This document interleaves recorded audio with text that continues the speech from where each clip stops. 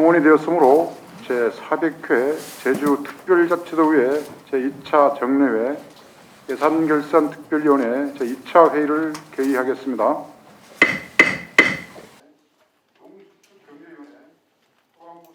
그 7월에서 9월까지 대중교통 모집. 김미영 위원님.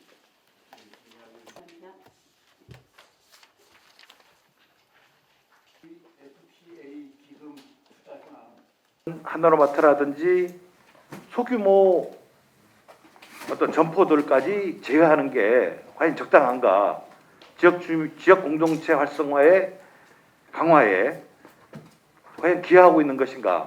지금 도농복합 지역인데 제주도는 도시 지역에도 농민들이 다 거주합니다. 예를 들면 저희 지역구에만도 지금 한 800명 이상의 농민들이 등록이 돼서 활동하고 있고, 이분들은 그러면은 지역 화폐를 가지면은 어디 조청 가서 써야 됩니까? 어디 서귀포 가서 써야 됩니까? 서귀포도 동지역도 안 돼요. 중소기업이 아닌 자는 3년 평균 매출액 500억 이하. 사실은 이 부분 때문이거든요. 왜냐면 그 농협 하나로마트 제주점과 그리고 하기농협 하나로마트를 제외한 42개 매장이 매출액이 500억이 안 돼요. 100억인 미만인 곳도 32개 사업장이나 돼요. 그러다 보니까 동네에 조그만한 하나로마트 제주점을 갔는데 문제는 사용이 안 된다는 거죠. 아니 이렇게 조그만 상해 같은 마트가 조그만 마트도 아니에요. 이거는 조그만 가게를 갔는데 거기도 안 된다고 생각하니 도민들의 입장에서는 굉장히 혼란스러운 거죠. 고춘영 장인 제주도 내 장애인분들 문화예술적 기질과 퀄리티 높은 분들 많아요. 그분들은 그분대로의 문화판을 열어드려야 되는 것이고 문화예술판을 열어드리는 거고, 또 나름의 어떤 평생 문화라는 측면에서 접근을 해야 된다고 생각을 해요. 제가 봤을 때 제주도는 장애인의 문화예술 행위를 복지 혹은 치료로 보고 계신다. 저는 이렇게 생각합니다. 그래서 치료를 할 대상에 대해서는 줄 수가 없다. 저 말이 너무 극단적입니까? 좀 깊게 좀. 도시도로 계획이라든가 이렇게 특히 이제 도시건설국 같은 경우는 큰 단위 예산들이 많이 필요하지 않습니까? 예. 예, 이와 관련한 것들을 실링 밖으로 할 수 있는 리스트를 좀 한번 짜십시오. 민생에 가야 할 예산들이 또 이거를 하기 위해서는 또 주민과 약속 아닙니까? 그리고 또 하나 이게 안 되면 이게 또 장기 미집행으로 넘어갈 수밖에 없고, 신규 사업이 또 들어오면 그건 또 향후 이게 예산 투여가 안 돼 다시 장기 미집행.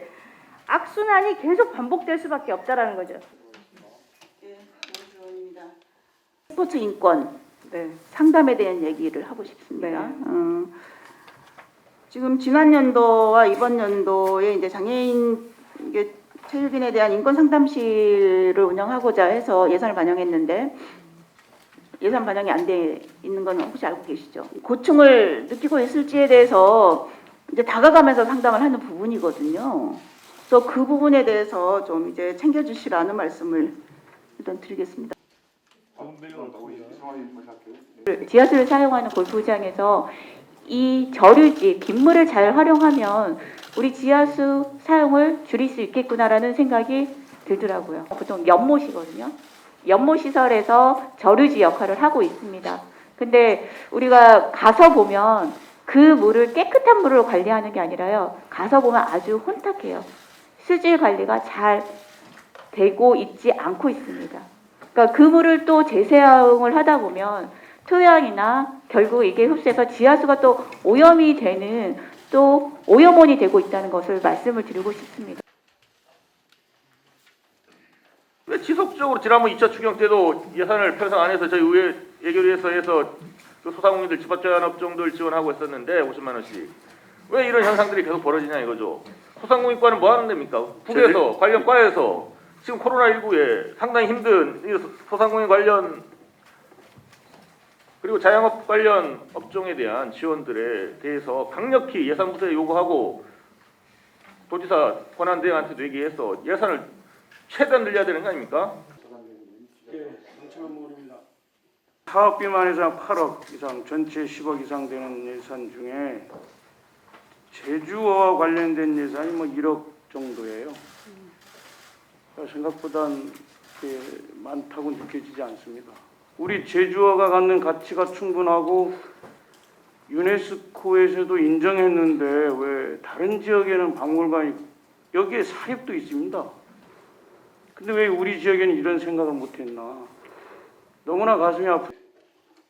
예, 강철원 의원님. 세계 자연유산으로 지정이 되면서 그 주변 마을 주민들은 상당한 재산권 행사의 제약을 받고 있고요. 경제적 불이익도 감내하고 있는 것으로 저는 알고 있습니다. 여러 가지 피해를 입고 있는 또 지금까지 그 세계유산을 지켜온 해당 지역 주민들에 대한 지원이 동결 또는 내년에는 오히려 줄어든다는데 이게 도대체가 이게 말이 됩니까? 제가 부끄러워서 이 지역 주민들을 만날 수 있겠어요?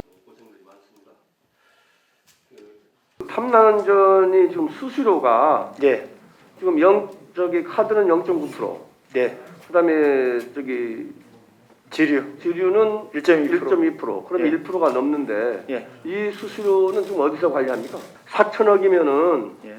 수수료가 지금 벌써 400억이 넘는 거거든요. 그렇잖아요. 예, 카드 수수료 0.9%, 지류 수수료 1.2%. 그러면 400억이 넘는데 좀 과다하게 간다고 생각 안 하십니까? 상하수도 분부만을 두고 볼 때 자본의 증가 속도 대비 부채의 증가 속도가 낮아서 재무제표상 부채 비율이 낮게 보이는 것도 맞습니까? 그렇습니다. 예. 네, 그렇죠. 자, 전국적으로 볼 때는 단기 순이익이 전국적으로는 정체 상태입니다만 제주도는 요금 인상으로 인한 단기 순이익이 개선이 되면서 자본 규모도 늘어났고, 자 부채 규모도 늘어났죠. 비중을 보면 22년 예산 비중을 보면 4.87%. 저는요 제주도가 문화예술 특구가 되고 문화예술이 섬이 되어서 전 세계적으로 우리가 이름을 날리려면요 10% 돼야 돼요. 비중이. 제주도 예산이 10%가 문화예술 쪽에 오면 그때는 되는 겁니다. 제주도 문화예산 5%는 넘겨야 된다. 이거 못 넘기고 아직까지 못 넘기고 있어요. 10%가 목표인데 왜 이 5% 넘길 자신 없습니까? 지역 그 화폐 운영위원회들이 구성에 있어서는 전문가들과 다양한 분들을 모셔가지고 이렇게 논란의 중심에 되고 그다음 제주 경제 활성화가 될 수 있는 부분에 한몫을 담당할 수 있도록 행정에서 또 잘 부탁드립니다. 그 지역 파괴가 국비 그 지원 그 규모가 축소되면서 도에서도 이제 재정 부담이 굉장히 이제 가중될 걸로 생각이 되는데 이게서 대처 방안이라든가 이런 게 있습니까? 정회를 선포합니다.